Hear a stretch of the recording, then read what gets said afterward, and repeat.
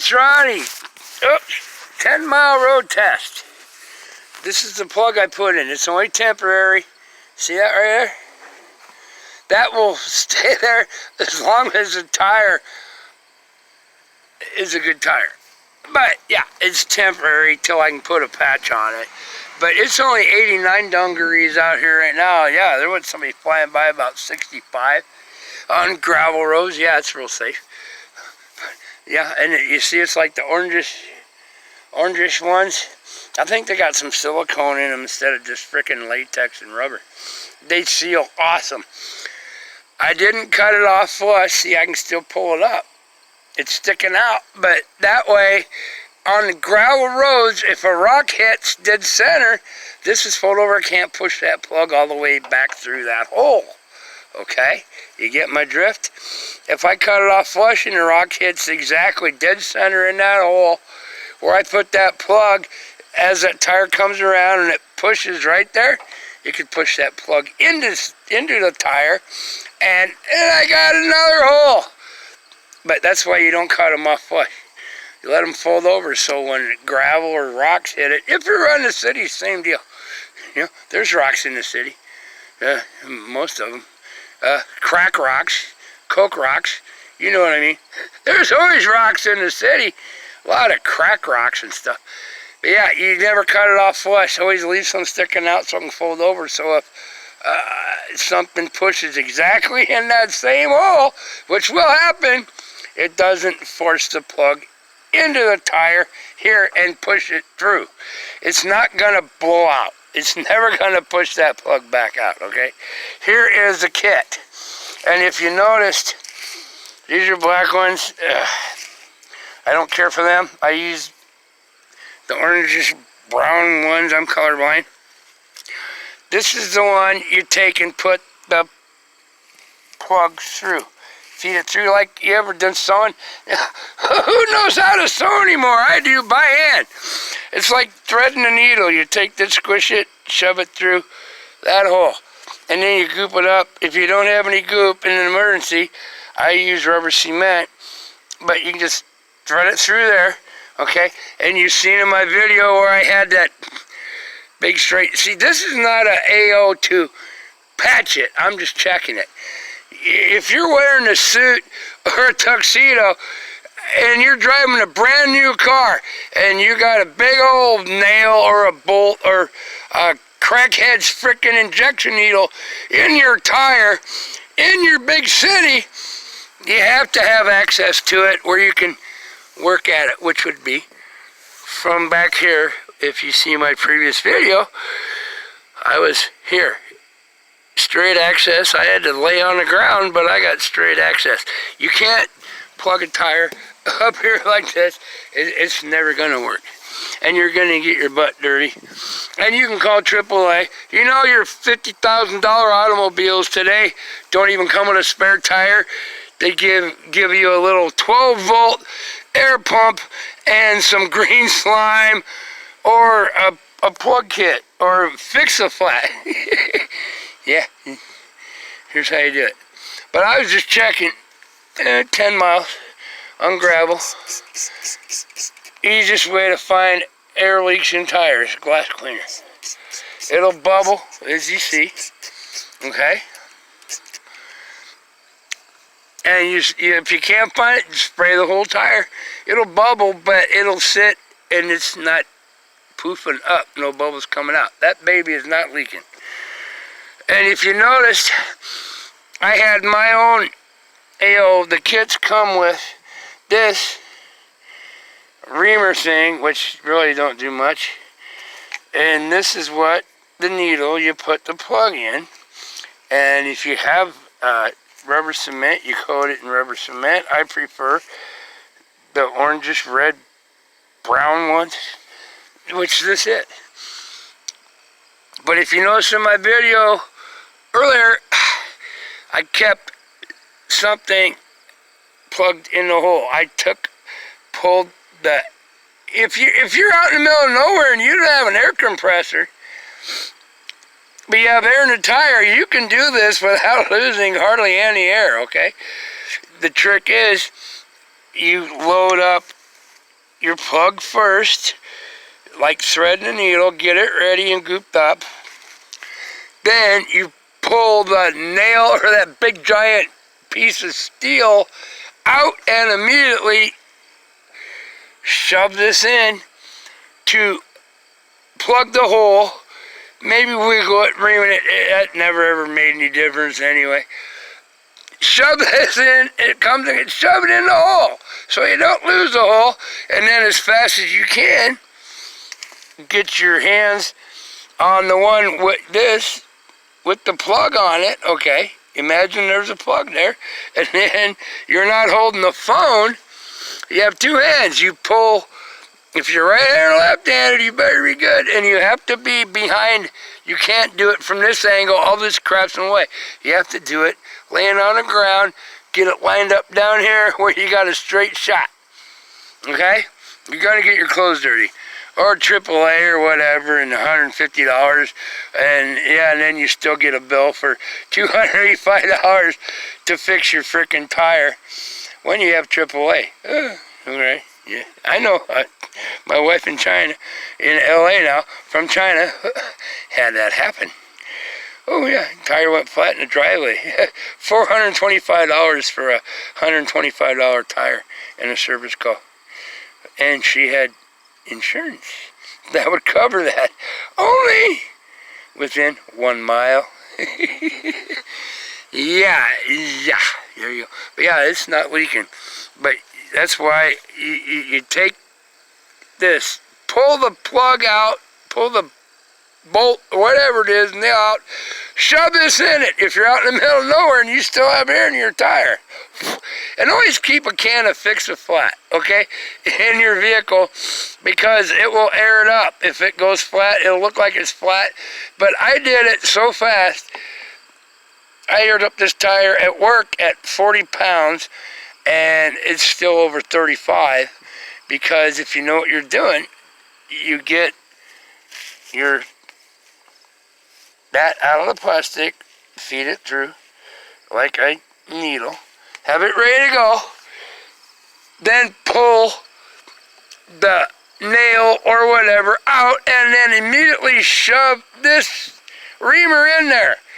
And the reaming part don't do nothing, just shove that in there, and this nice, push it. Oh, that's salt and pepper, push it. Push it, baby, push it. Oh, that's a good tune. I'll probably have to post a link to that video later. You shove this in the hole so it ain't losing all the air. If you're out in the middle of nowhere and no air compressor or nothing, this will keep the air from going out. And then you got two hands instead of one hand like I'm filming with now. So you take your best hand with the imaginary plug sticking across through the needle hole. Okay? Have that ready to go. Back here laying on your back. Not at this place. There's no way it'll ever work. You'll never make it work.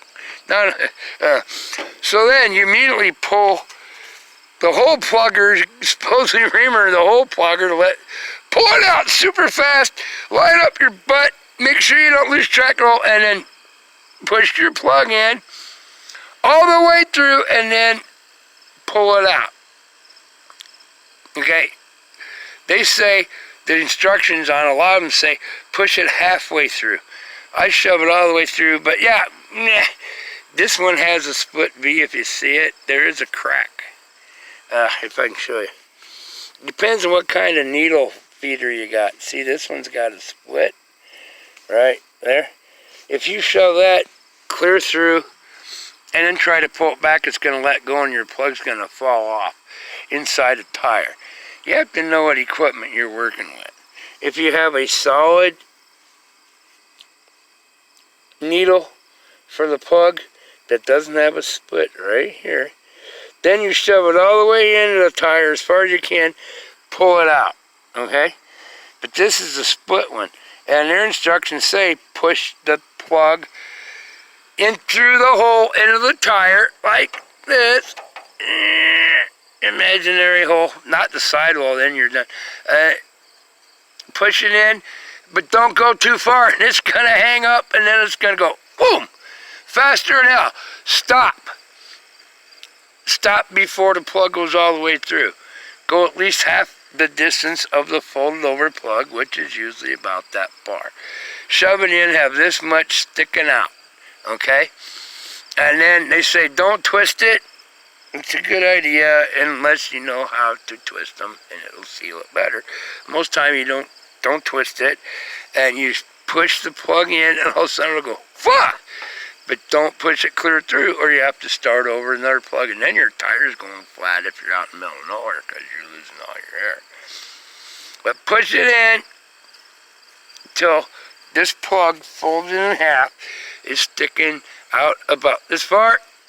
Shove that in there, and then don't twist it, don't do nothing, and just kind of wiggle it like this.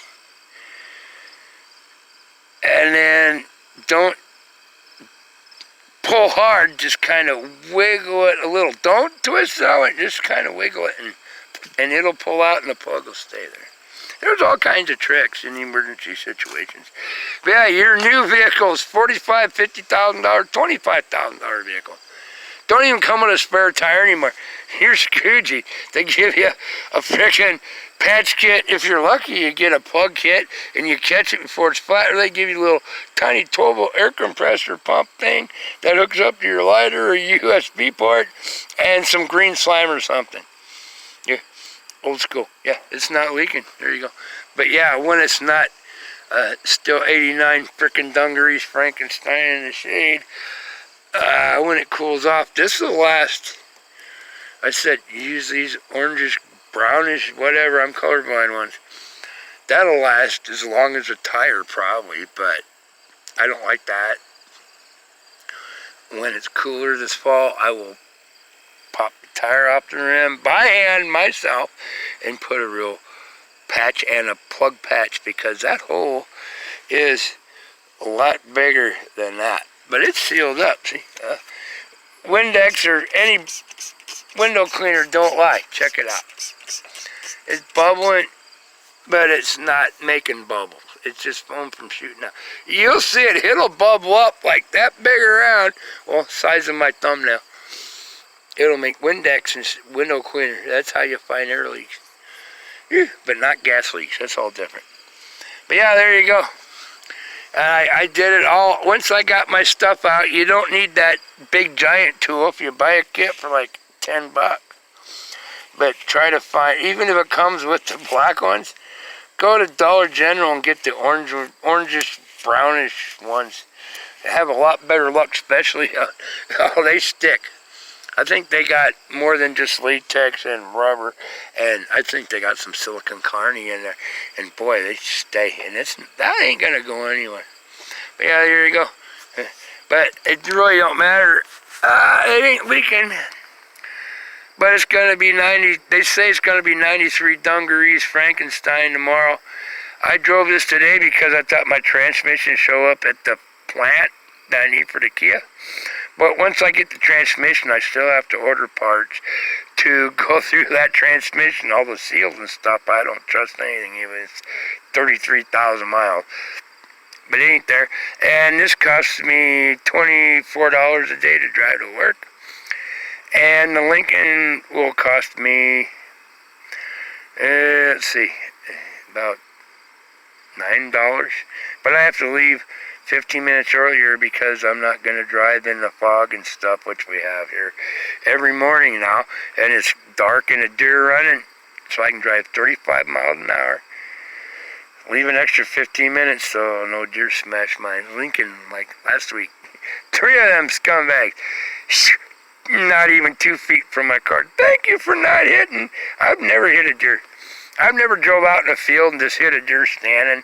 I've never hit a deer with any vehicle. They always hit me, or they run out and committing suicide or some shit. Yeah, I've never hit a deer myself, but I've had all kinds of deer hit me living around here. But yeah, there you go. This kind of long one, but if you, look, your own new vehicle, you don't have a spare tire, you can do this.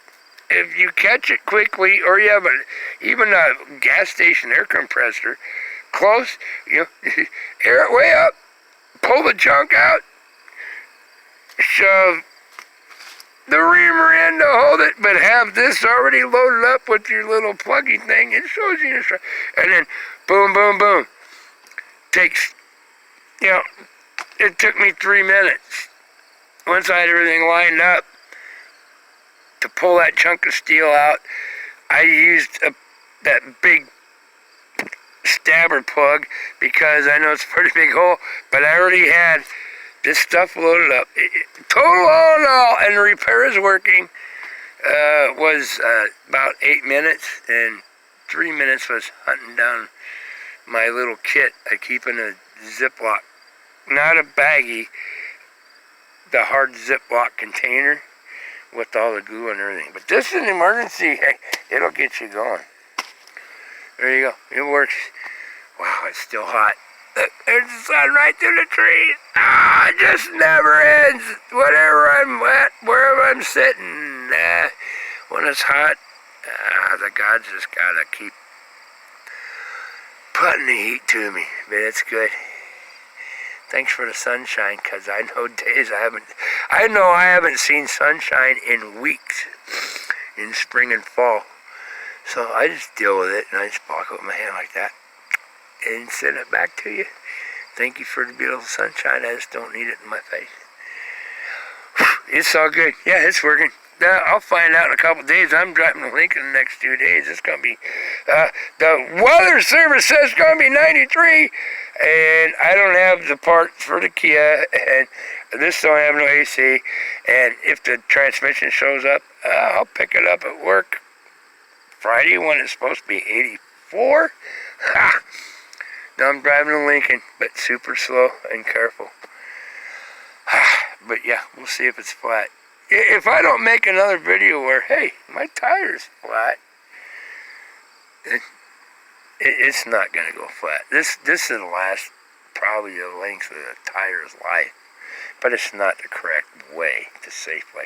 But it's not like I'm driving down the interstate at 75 miles an hour.